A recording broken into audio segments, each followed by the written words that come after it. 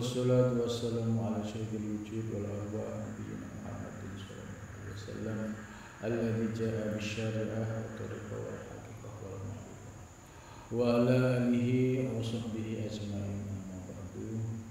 Subhanaka la ilma lana illa ma 'allamtana innaka antal alimul hakim. La haula wala quwwata illa billahil aliyyil azim. Pembahasan malam ini kitab Tuhfah Al-Murshalah sudah sampai pembahasan tentang penjelasan wahdatul wujud. Qala musannif rahimahullah wa innal qailina, dan sesungguhnya orang-orang yang berkata. Ini maksudnya mu'alif menjelaskan bahwa banyak orang yang menggunakan istilah biwahdatil wujud, yaitu menggunakan istilah wahdatul wujud. Nah, istilah wahdatul wujud ini disandarkan kepada Syekh Muhyiddin Ibn Arabi. Sementara Syekh Muhyiddin Ibn Arabi sendiri tidak pernah di dalam kitab Al-Futuhat maupun Al-Fusul Hikam menggunakan istilah teknis wahdatul wujud. Lah terus siapa yang membuat istilah ini? Yaitu muridnya, sekaligus anak tirinya yang bernama Syekh Sadruddin Al-Qunawi. Jadi Syekh Sadruddin Al-Qunawi ini adalah murid sekaligus anak tiri dari Ibnu Arabi yang menggunakan istilah wahdatul wujud. Ibnu Arabi sendiri menggunakan istilah yang relatif aman, tidak kontroversi, yaitu tauhidul wujud. Jadi beda tipis. Tauhidul wujud, mengesahkan wujud, bukan penyatuan wujud. Nah, namun istilah wahdatul wujud yang digunakan dalam kitab ini bisa jadi min dzikril lafzi wa iradatil ma'na. Jadi istilahnya menggunakan wahdatul wujud, tapi maknanya adalah tauhidul wujud. Minhum, di antara mereka, orang ya'lamu yang mengetahui siapa man annal haqqo, sesungguhnya al-haq subhanahu wa ta'ala. Jadi kemarin sudah saya bahas penggunaan kata al-haq. Ini berbeda dengan kata Allah. Jadi al-haq itu sering digunakan sebagai mabhar dari tajalli wujudul haq. Sedangkan Allah itu nama dan wajibul wujud. Al-haq, sesungguhnya al-haq subhanahu wa ta'ala, maha suci Allah ta'ala,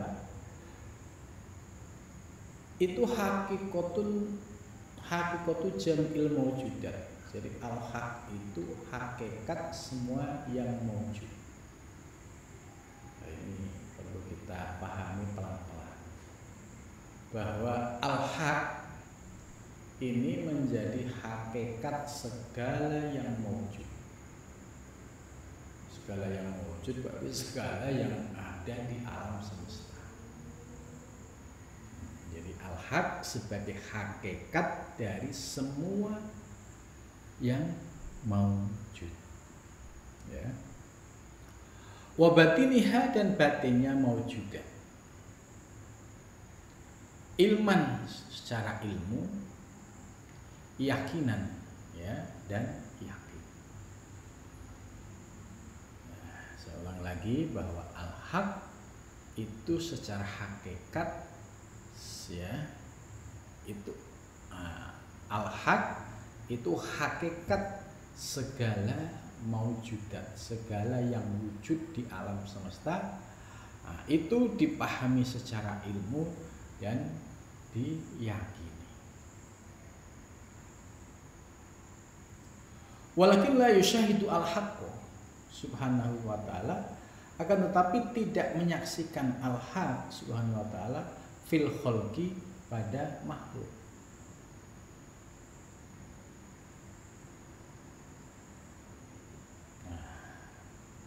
Saya ulang lagi, terkait istilah wahdatul wujud, ya, ini ada beberapa tingkatan. Tingkatan yang pertama minhum man, ya, khobar muqaddam. Minhum itu diantara, ya, para ulama muhaqqiqin, man bermula orang, ya, lalu yang mengetahui bahwa al-haq itu hakikat segala yang mewujud, ya, baik zahir batin dan diyakini secara ilmu, ya, dan diyakini, ya, secara tahqiq. Akan tetapi martabat yang ini, pertama ini la yusyahidu al-haq subhanahu wa ta'ala, dia tidak menyaksikan al-haq pada fil khalqi, pada makhluk.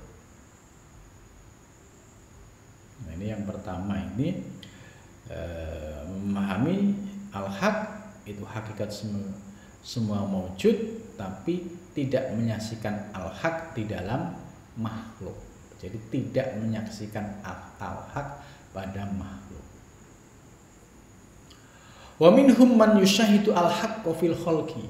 Ya, yang kedua, derajat yang kedua, ada wa minhum, nah, khabar muqaddam, dan itu diantara, ya, orang-orang muhaqqiqin, man bermula orang, yusyahidu yang menyaksikan al-haq, hak, ya, fil khalqi di dalam makhluk, suhudan dengan menyaksikan halian, ya, halian itu dirasakan bil qalbi dengan hati. Ini maksudnya derajat yang kedua itu ada orang yang menyaksikan al-haq fil khalqi. Itu maksudnya begini, melihat wujud yang ada di alam semesta, itu pandangannya memandang kepada al-haq, ya, subhanahu wa ta'ala. Kalau yang pertama tadi, ya, dia meyakini bahwa hak itu hakikat segala mawjudat, tapi dia tidak menyaksikan al-haq pada makhluk. Gitu. Jadi dia tidak menyaksikan al-haq pada makhluk. Dia hanya sebatas keyakinan dan ilmu. Nah, yang kedua, ini dia menyaksikan al-haq pada makhluk. Jadi al-haq, ya, dipandang, ya, pada semua makhluk. Karena apa?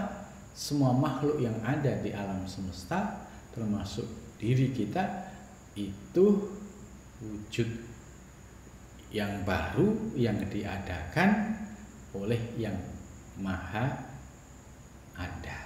Gitu. Maka ketika melihat objek wujud alam semesta, ya, akan melihat al-haq fil khalqi, ya, akan melihat Allah, ya, di dalam melihat wujud makhluk tadi. Jadi yusyahidu itu pandangan batin, ya, bukan untuk diucapkan.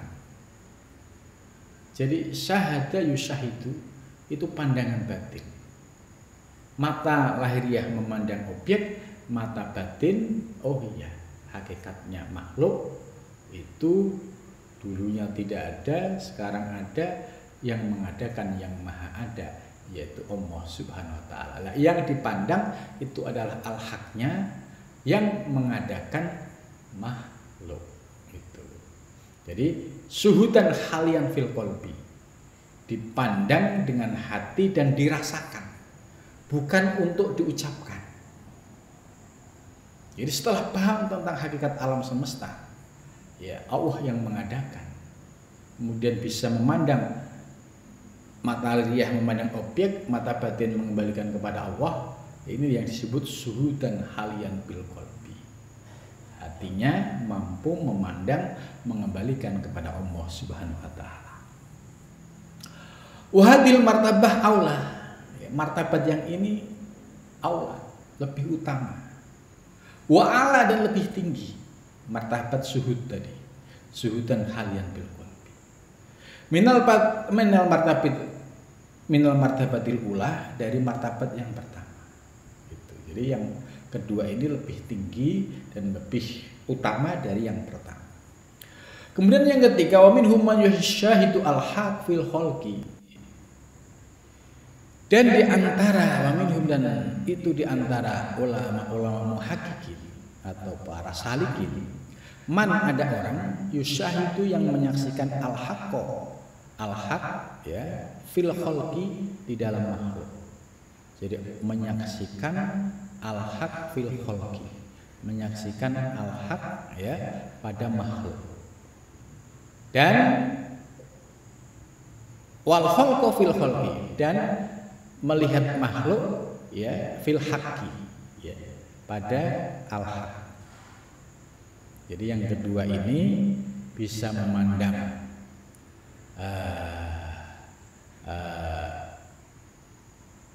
al-haq pada makhluk, kemudian sebaliknya bisa memandang bahwa di dalam makhluk itu ada al-haq yang menciptakan dan yang mengadakan.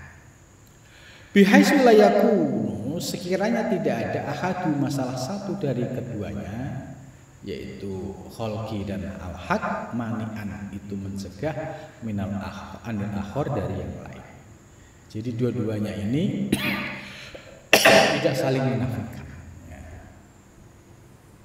Itu. Jadi kesimpulannya pada pembahasan soal wahdatul wujud ya, itu ada tiga martabat, yaitu yang pertama orang yang mengetahui bahwa al-haq subhanahu wa ta'ala itu hakikat semua yang wujud secara ilmu dan yakin.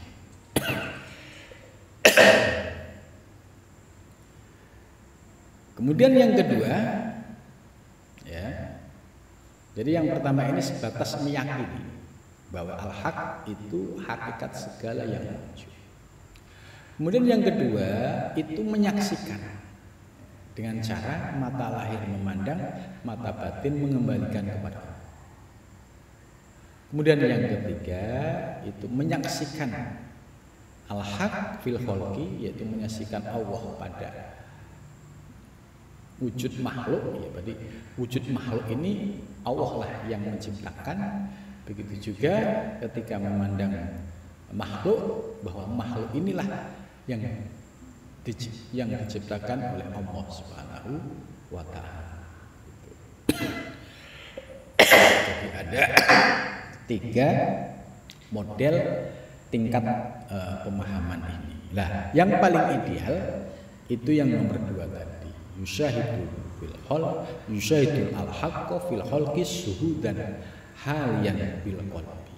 Jadi prakteknya setelah kita paham ilmu hakikat ya, itu enggak perlu kita demonstrasi ya dengan kata-kata, dengan kalimat. Setelah paham cukup mata lahiriah memandang, mata batin mengembalikan kepada Allah Subhanahu wa ta'ala. Ini yang disebut syuhud yang dirasakan dengan hati. Maka tidak akan menimbulkan gejolak, tidak akan menimbulkan kontroversi. Yang kedua ini beda dengan orang yang pertama tadi. Dia hanya meyakini bahwa al-haq itu hakikat segala wujud. Nah, ini kalau prakteknya tidak pas ya, kemudian keluar kalimat oh berarti alam ini Allah gitu. Nah, ini menjadi problem, menjadi kontroversi dan bertabrakan dengan syariat gitu. Maka yang ideal ya itu adalah yang kedua, yaitu dengan pandangan syuhud, memandang dengan mata lahir, mengembalikan dengan mata batin. Ini yang lebih safety ya, aman dan tidak menimbulkan kontroversi. Cukup setelah kita paham ya hanya diri kita yang mengetahui. Kemudian selanjutnya wahadil martabatil akhir, dan bermula martabat yang akhir itu aula lebih utama, wa a'la dan lebih tinggi. Minal martabat ini dari dua martabat sebelumnya. Asyabiqah ini yang telah lalu. Gitu. Jadi yang terakhir ini pandangan orang yang sudah bakok ya, bakok billah. Kalau yang kedua tadi fana billah. Yang ketiga ini bakok billah. Jadi melihat al-haq pada kholqi makhluk, kemudian sebaliknya memandang al-kholqi ya dalam al-haq. Gitu. Jadi ini yang disebut dengan istilah taroki dan tanazul. Ketika taroki ya memandang kholqi ya kembali kepada Allah. Memandang al-kholqi makhluk kembali kepada Allah. Ini taroki. Sedangkan tanazul itu ya kebalikannya. Kalau taroki itu naik ya, jadi al-kholqi sirna yang nampak dalam pandangannya adalah Allah. Nah, kemudian tanazul itu objeknya adalah al-kholqi tapi dipandang secara hakikat dengan pandangan syuhud tadi. Jadi ada dua model ya, yang pertama memandang ya taroki, yaitu memandang objek, kemudian ya, sirna ya pandangannya kembali kepada al-haq, kembali kepada yang Maha Esa. Semua objek yang dilihat kembali yang Maha Esa. Ini taroki, sehingga tidak ada ya makhluk, yang ada Allah. Kemudian tanazul itu turun, yaitu melihat objek secara lahir, tapi pandangan batinnya ya dia selalu memandang kepada Allah Subhanahu wa ta'ala ya. Jadi tanazul itu posisi di tengah masyarakat ya. Jadi mereka ketika ditanya ya ini apa? Ini gelas gitu. Ini apa? Ini iPad. Ini apa? Ini mie gitu. Jadi bahasanya menggunakan bahasa yang umum. Nah, kalau yang masih yang tahap pertama tadi itu yang potensi kontroversinya tinggi. Ketika dia mabuk ilmu, ini apa? Allah. Ini apa? Allah. Ini yang bikin kontroversi. Gitu. Maka yang lebih aman yang kedua, dan yang ketiga ini lebih aula lagi, lebih istimewa. Karena bisa dua sisi ya, taroki dan tanazul. Jadi taroki itu saat pandangan keilahian itu naik sehingga makhluk tidak nampak. Yang ada yang nampak hanya al-haq, Allah Subhanahu wa ta'ala. Tapi ketika tanazul ya, turun, dia melihat objek makhluk. Kemudian ketika ditanya ya membahasakan dengan bahasa syariah, bahasa muamalah. Namun batinnya dia selalu memandang kepada Allah Subhanahu wa ta'ala gitu. Nah ini yang paling ideal gitu. Jadi dia tetap aktif di tengah masyarakat, namun memiliki pandangan yang taroki dan tanazul tadi ya.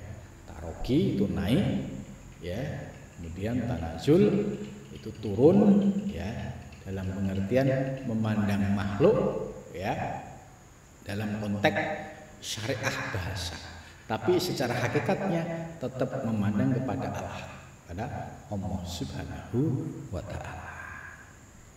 Wahya maqamul anbiya, dan ini makamnya para nabi. Ya, para nabi ya mereka adalah orang-orang makrifah. Namun para nabi harus dakwah, mau tidak mau harus hadir di tengah masyarakat gitu. Mau tidak mau juga berkomunikasi dengan bahasa yang umum. Maka posisi ruhani para nabi itu bisa taroki dan tanazul. Wal aulia, dan begitu juga para wali. Jadi para aulia yang sudah sampai pada makom bakoh, ya beliau bisa nampak secara lahiriah seperti masyarakat pada umumnya, ya, tidak menampakkan hal-hal yang aneh gitu. Wal aktob, dan para kutub, bimutabatim, dengan pengikutnya.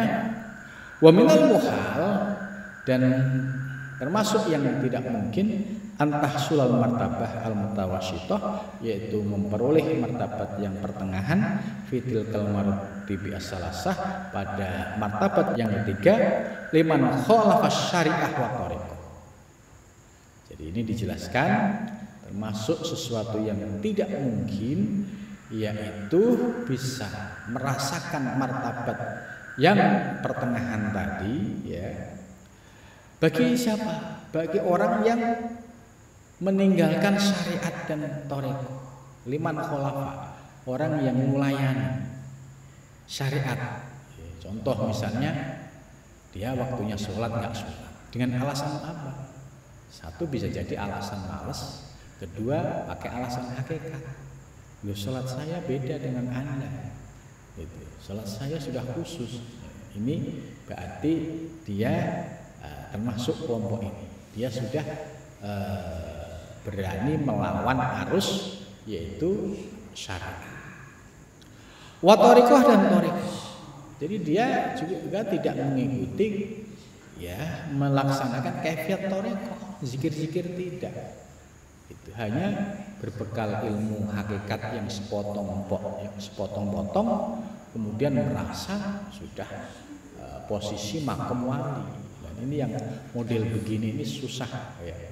Istilahnya merasa benar tapi tidak benar, karena sesungguhnya dia ini, ya, dalam kepincangan, ilmunya enggak mapan, tapi dikasih nasihat susah. Itu. Jadi jelas bahwa mustahil, ya, seorang salik yang tidak melaksanakan syariat dan thariqah secara benar, ya, itu bisa merasakan yang kedua, yaitu yang suhud bil qalbi tadi. Jadi orang yang tidak melaksanakan syariat dan thariqah yang benar sulit untuk bisa merasakan yang kedua. Nah, biasanya yang model yang meninggalkan syariat itu ya model yang pertama tadi, mabuk hakikatnya. Jadi mabuk hakikat ini ya setengah-setengah gitu. Kalau berkaitan dengan nafsu, ya dia nampaknya pakai argumen hakikat gitu. Yang menguntungkan dirinya pakai argumen hakikat. Fadlan terlebih alal martabil akhirah, atas martabat yang terakhir. Jadi martabat yang terakhir juga tidak mungkin dicapai oleh orang yang berani meninggalkan syariat dan thariqah. Jadi jelas mu'alif di sini menegaskan seorang salik bisa mengamalkan ajaran hakikat yang pas, yang presisi, apabila syariatnya, thariqahnya, hakikatnya ini jalan seiring, tidak saling menafikan. Waktunya sholat ya sholat, waktunya zikir ya zikir, waktunya kerja ya kerja. Gitu. Kemudian di dalam membahasakan ilmu juga pakai kaidah, tidak mabuk. Ini apa Allah, ini apa Allah, ini kan mabuk. Terus ini kan kehendak Allah, ini kehendak Allah, ini mabuk namanya. Nah, ini bisa dilihat. Pasti faktor penyebabnya karena dia khalafas syariah, dia melayani atau berani melawan perintah syariat dan thariqah. Jadi ini sudah kaidah ini sudah paten. Kalau melihat indikasi orang misalkan belajar ilmu hakikat, itu bisa dicek, bisa dilihat teori 3 hal ini. Kalau dia orangnya itu tawadhu, ya, terus tertib syariatnya, bicara hakikat juga ahli, cuma dia tidak mau memamerkan. Kemudian praktek thariqahnya zikir juga istiqomah. Oh iya, ini berarti posisinya ada pada martabat yang kedua atau yang ketiga. Tapi ada juga yang belajar ilmu hakikat terus aneh-aneh gitu, mabuk-mabukan atas nama wah ini kehendak Allah, ya, melakukan maksiat, ya, ini kehendak Allah. Ini namanya yang pertama tadi, ya ini bahaya, ya. Jadi kalau kita mengikuti apa yang menjadi arahan mu'alif supaya praktek hakikat kita itu tertib, ya ikuti, jangan sampai kita meninggalkan syariat, ya thariqah, ya terus ditambah hakikatnya itu, ya.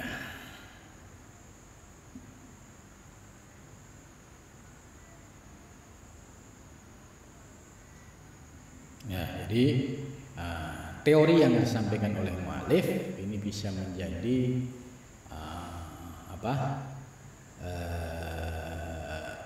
barometer, ya, untuk melihat dampak orang belajar hakikat. Ya, kalau dia kok agak miring-miring, oh berarti level yang pertama. Dia hanya paham setitik ilmu hakikat, kemudian dia kutip, diambil, kemudian direnungi, kemudian muncul pikiran yang aneh-aneh. Padahal ini hasil pengembangan imajinasi. Terus yang kedua, ya ini lebih aman, ya karena dia mempraktekkan syuhudan halian fil qalbi.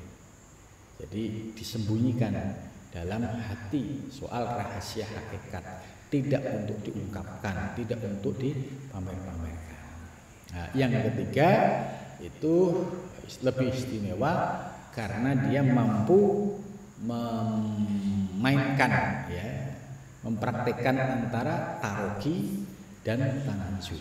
Jadi taroki ketika dia melihat objek langsung dipandang kepada Allah, sedangkan tanazul melihat objek secara lahiriah, ya dibahasakan dengan bahasa lahiriah, ya kemudian bermasyarakat dengan baik, ya, tapi di dalam hatinya selalu mampu mengembalikan kepada Allah Subhanahu wa taala.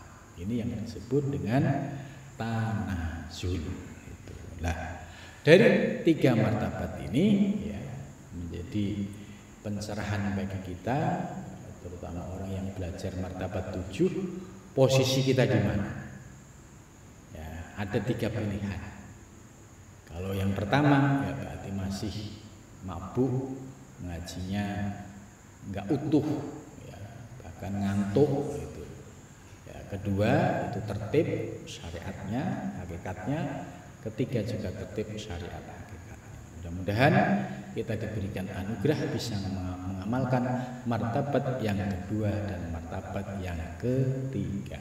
Amin ya rabbal alamin. Cukup sampai di sini, mudah-mudahan bermanfaat. Assalamualaikum warahmatullahi wabarakatuh.